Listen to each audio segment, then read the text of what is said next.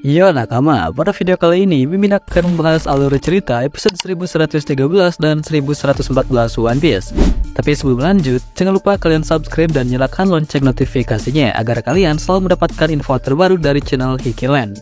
Oh ya, disclaimer, konten ini adalah ringkasan chapter yang kemungkinan akan ditayangkan pada episode 1113 dan 1114. Buat nakama yang gak sabaran, boleh banget nonton video ini. Dan tanpa basa-basi lagi, yuk langsung saja, mari kita mulai. In the west, racking up on my bread, power on me, I'm feeling just like a Tesla. Too much tree, the smoke is making my chest hurt. Girl on me, I'm thinking I should've rest her. Hey, I'm thinking I should've rest. All night long, she putting me to the test. Got a lot on, I'm trying to take out the rest. Cleaning up my lines, it's anything but the best. Hey girl, the cutest that I see. So bad I'm not using my Visine. Gotta get it like Leon, and I'm not icy. Nah nakama, setelah insiden Kamusari yang membuat kelompok bajak laut Kid hancur, kita pun berpindah ke dunia baru, tepatnya di Pulau Hachinosu. Terlihat Pulau Hachinosu sedang dalam keadaan kacau. Beberapa anak buah Kurohige sedikit panik karena Kapten Koby berhasil melarikan diri. Di sini, beberapa krocok Kurohige berteriak dan berkata, walaupun dia berhasil kabur, tapi dia bukan seorang admiral kan? Jadi, berapa harganya kalau kita membunuhnya? Di sini sudah tidak ada apa-apa lagi, maka organisasi Crossguel harus membayar harga untuk Kapten Koby. Kemudian, salah satu seorang krocok segera melihat poster buronan Kapten Koby yang dibuat oleh Crossguel. Dan dia pun berkata, "Hey, dia ini seperti kartu lotre, hadiahnya besar." Dan para krocok yang lainnya pun mulai bersemangat ketika mendengarnya. Sedangkan Pizarro yang sudah bergabung dengan sisi Pulau Hachinosu berkata, bagian dada kiriku terasa sedikit geli. Itu tempat di mana semua budak disimpan sebelum dijual. Yang artinya mereka semua mau kabur ya." Kemudian salah satu seorang krocok bertanya kepada Pizarro, "Jadi kami bisa berburu sesuka kami kan, Pizarro?" Lalu Pizarro menjawabnya, "Jangan bodoh, kalian itu cuma preman. Kalian harus bawa Koby hidup-hidup. Aku akan memberitahu Kapten Teach." Di sini, orang-orang yang tidak tahu akan kekuatan buah iblis Pizarro merasa heran kenapa batu itu bisa berbicara. Sementara itu, terlihat Koby beserta para budak lainnya sedang berlari berusaha kabur dengan rantai masih membelenggu tangan mereka. Di sini, seorang budak berkata, "Terima kasih Kapten Koby, kamu bisa saja kabur sendiri, tapi kamu tidak meninggalkan kami." Kemudian, Koby memberikan instruksi kepada para budak. Para budak pun seketika berlari setelah mendengarkan instruksi dari Koby yang telah mereka anggap sebagai malaikat penyelamat mereka. Sementara di markas pusat, terlihat Shiryu dan Pizarro masih berdiskusi tentang kaburnya Kapten Koby. Dan juga kita diperkenalkan secara jelas identitas mereka. Yang pertama ada Shiryu Sang Hujan, yaitu pemakan buah iblis Sukenomi manusia tak terlihat. Lalu Avalo Pizarro Raja Laknat, pemakan buah iblis Shimanomi si manusia pulau. Shiryu berkata kepada Pizarro, "Kau bisa saja menangkapnya dengan mudah, Pizarro."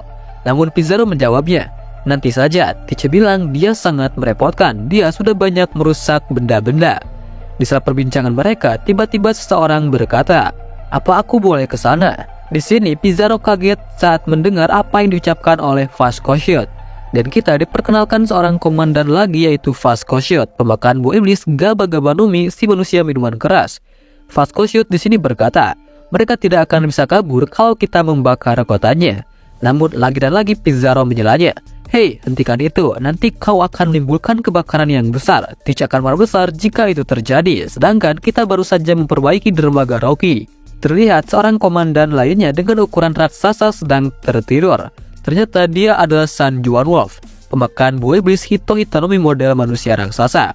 Melihat San Juan Wolf yang sedang tertidur, Vascoshot menyarankan untuk meminta bantuan dia saja untuk menangkap Kapten Koby. Namun lagi dan lagi Pizarro mengatakan, mustahil jika kita meminta tolong kepadanya saat ini.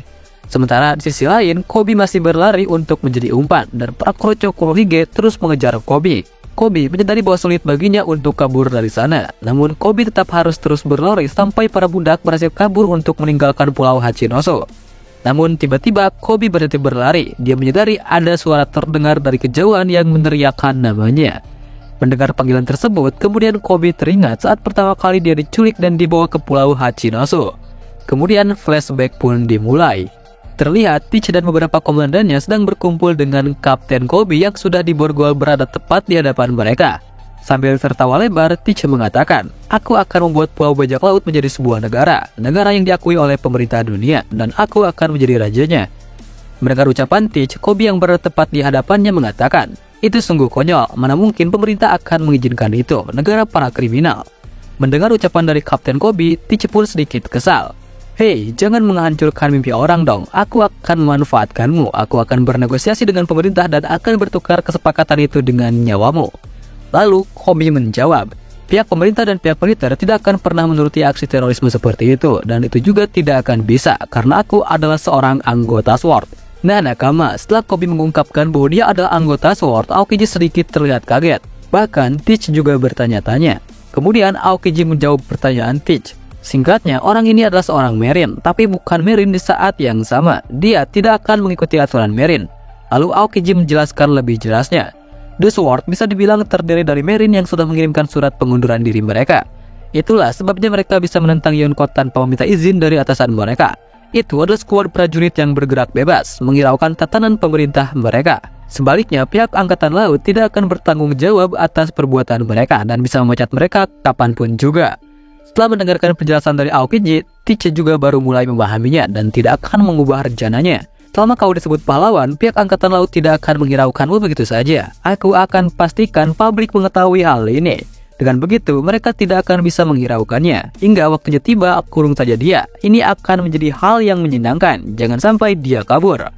Kembali ke masa sekarang, yang dimana Kobe terus berlari dari kejaran para bajak laut, dan ia pun mengingat saat Perona membantunya lepas dari sel tahanan. Namun Perona meminta kepada Kobe untuk membantunya melepaskan Moria yang berada di penjara bagian dalam. Di saat Kobe terus berlari, tiba-tiba muncul ledakan. Ia mendengar seseorang berteriak bahwa Angkatan Laut telah muncul, dan para anggota SWORD telah menyerang para bajak laut. Tiba-tiba seorang bajak laut melompat dan memotong kepala dari salah satu anggota SWORD. Tetapi anggota SWORD itu masih hidup sekalipun kepala dan tubuhnya terlepas. Kemudian seseorang muncul membawa cambuk dan ternyata itu adalah Kujako yang merupakan cucu dari Zoro. Kita pun melihat Kobe yang telah terkepung, di mana semua bajak laut tersebut bersiap untuk menembak Kobe. Namun sialnya ketika mereka semua menembak, pelurunya justru berubah menjadi bunga. Dan ternyata itu adalah Hibari. Ia pun langsung menyuruh Kobe untuk segera datang kepadanya. Kemudian kita pun melihat Bruce yang berkomunikasi menggunakan Denden Mushi dan mengatakan bahwa Kobe telah aman. Para bajak laut pun heran karena sekarang mereka telah dikelilingi oleh bangunan yang bergerak. Kemudian Tashigi berteriak bahwa semuanya telah siap. Begitupun dengan Helmeppo yang mengatakan untuk berpegang erat. Nah nakama, di sini kita bisa melihat wajah mengerikan dari sosok Monkey D. Garp yang sedang tertawa, dan juga di sini kapal Garp ini terbang. Kemudian kapal Garp telah berada tepat di atas pulau Hachinoso. Di sini Garp yang telah berdiri di kepala kapalnya pun tertawa sambil mempersiapkan tinjunya. Shiryu yang melihatnya pun hanya terdiam. Bahkan para bajak laut hanya ingin kabur saja dari pulau Hachinoso. Menurut Vasco Shield, ini hal yang tidak menguntungkan karena tidak ada jalan keluar dari tengah-tengah kota. Kita pun bisa melihat Garp yang melompat dari kapalnya menggunakan haki, dan dia pun berkata, "Hei, kalian berbajak laut payah, apa kalian tahu siapa yang kalian telah culik? Kobe adalah masa depan Angkatan Laut. Dia adalah muridku tercinta, dan tinju yang bernama Galaxy Impact pun menghancurkan pulau Hachinoso." Dan itu dia alur cerita episode 1113 dan 1114 One Piece yang kemungkinan akan tayang. So, jika kalian suka dengan pembahasan kali ini, jangan lupa kalian tekan tombol like-nya, subscribe, dan aktifin lonceng notifikasinya. Oke nakama, Mimin pamit undur diri. Sampai ketemu lagi di video selanjutnya.